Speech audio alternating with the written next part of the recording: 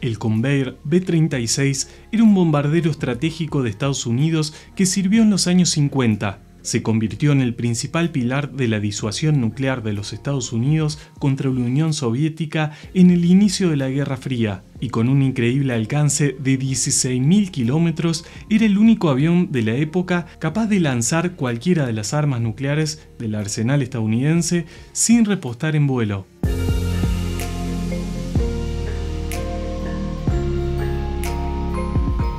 Bienvenidos a un nuevo video, esta es la Aeropedia del mundo de aviación.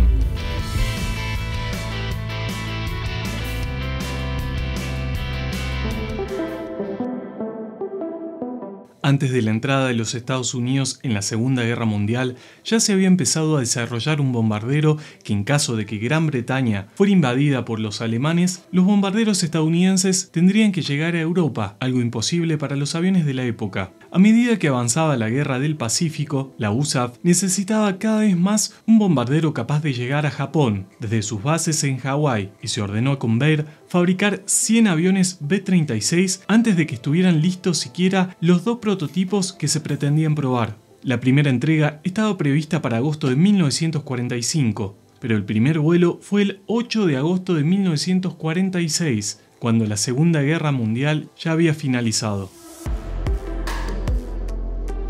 Con el comienzo de la Guerra Fría y la prueba de las primeras bombas atómicas soviéticas en 1949, los planificadores militares estadounidenses buscaron bombarderos capaces de lanzar la gran bomba atómica pesada de primera generación. El B-36 fue el único avión estadounidense con el alcance y la carga útil para transportar tales bombas desde aeródromos en suelo estadounidense hasta los objetivos en la Unión Soviética.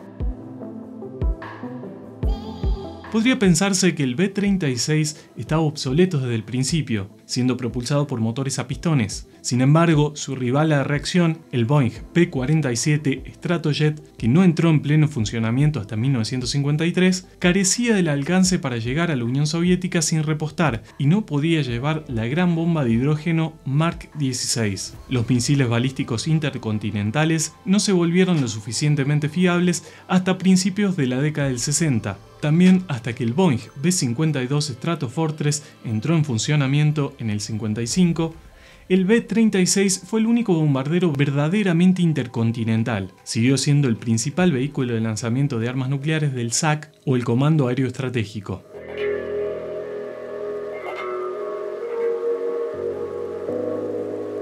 El B-36 era lento y no podía recargar combustible en el aire, pero podía volar misiones a objetivos a más de 5.500 kilómetros de distancia con plena carga de bombas y hasta permanecer en el aire 40 horas. Además tenía una altitud de crucero increíble para un avión propulsado por pistones. Esto era posible gracias a su enorme área de ala y sus 6 motores de 28 cilindros que dejaba obsoleto gran parte de las armas antiaéreas de la época.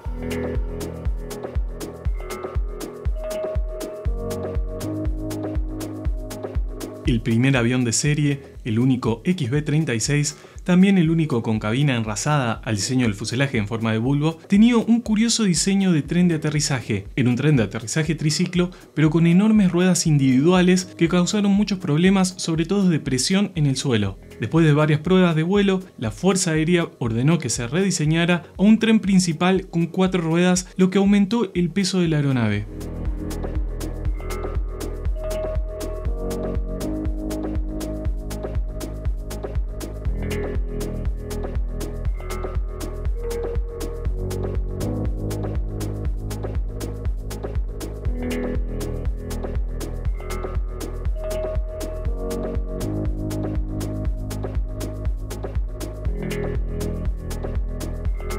Se trataba de un diseño de bombardero intercontinental. Tenía un peso máximo al despegue de 186 toneladas y tenía un radio de combate de 6.413 kilómetros con los depósitos de combustible internos. Su velocidad máxima era de 700 kilómetros por hora y disponía de 4 bahías de bombas para transportar hasta 39 toneladas de armamento. Esto era 10 veces más la carga que podía transportar el caballo de batalla de la Segunda Guerra Mundial, el Boeing B-17 Flying Fortress, incluso más que el peso bruto total del B-17.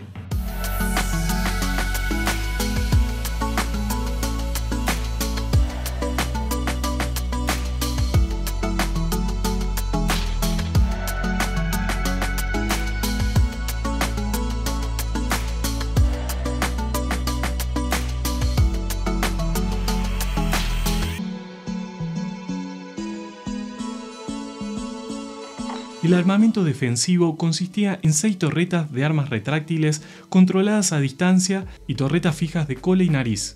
Cada torreta estaba equipada con 2 cañones de 20 mm, para un total de 16.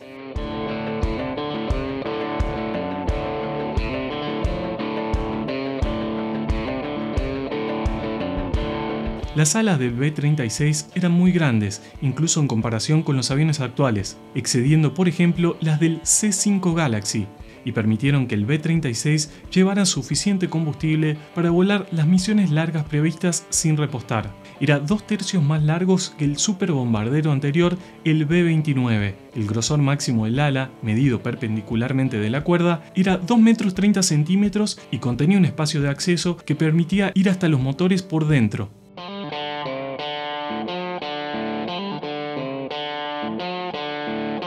El sistema de propulsión del B-36 era único, con 6 motores radiales Pratt & Whitney R4360 Watts Major de 28 cilindros, montados en una configuración de empuje, que es bastante inusual, en lugar del diseño convencional de 4 motores y hélices tractoras de otros bombarderos pesados. Cada motor impulsaba una hélice de 3 palas de 5,8 metros de diámetro.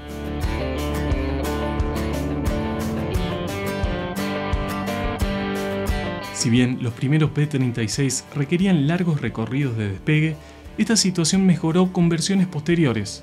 En 1954 se quitaron las torretas y otros equipos no esenciales, que resultó en una configuración más liviana, que le permitió a este avión llegar a los increíbles 50.000 pies o 15.000 metros de altura para un avión pistonero.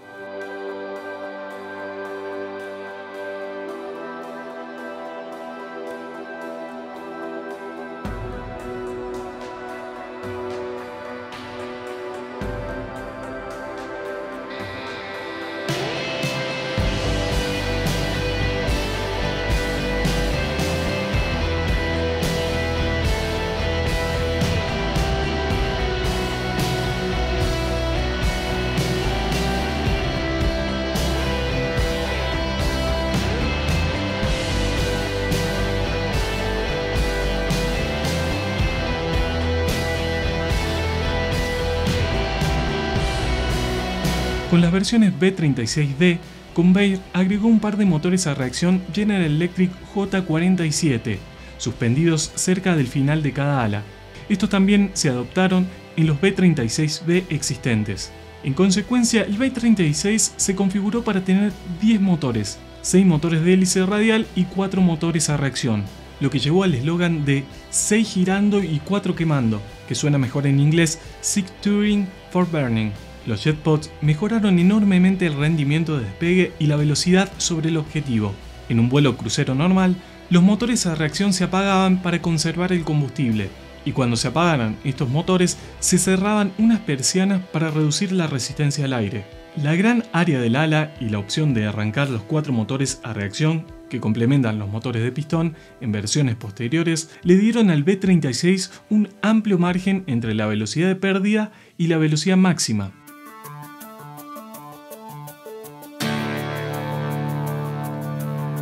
Este avión tenía una tripulación de 15 personas, al igual que el B-29 y el B-50. Tenía cabina de vuelo presurizada y el compartimiento de la tripulación estaba conectado con el compartimiento trasero por un túnel presurizado también a través de la bahía de bombas. En el B-36 el movimiento a través del túnel se realizaba en un carro con ruedas tirado por una cuerda. El compartimiento trasero presentaba 6 literas o camas y una cocina, y conducía también a la torreta de cola.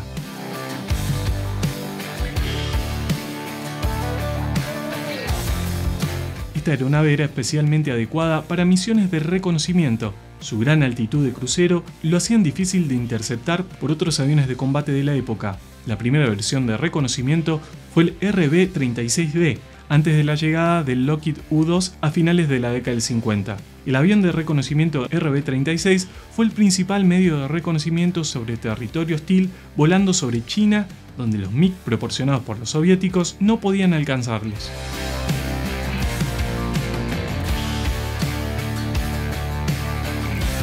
operó con la USAF de 1949 al 59, cuando fueron reemplazados por el Boeing B-52 Stratofortress de propulsión a chorro a partir del 55.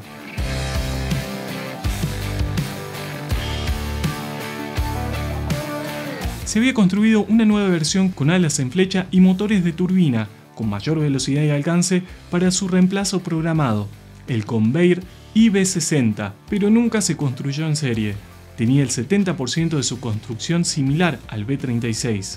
Solamente se construyeron 2 prototipos, pero no fueron competencia del B-52.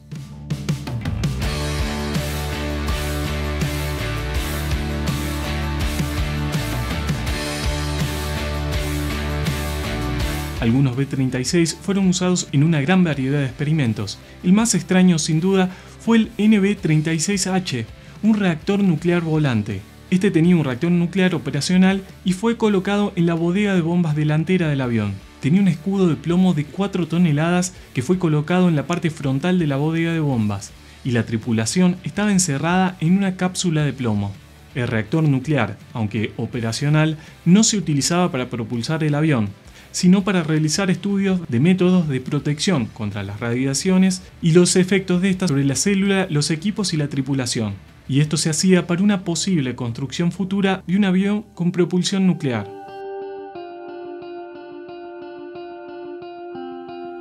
El B-36 nunca fue probado en combate y, aunque gigantesco, pesado y de alguna manera pasado de moda, fue el eje de la disuasión nuclear de los Estados Unidos y Europa contra la Unión Soviética, hasta que los bombarderos de reactores con el suficiente alcance pudieron ser introducidos.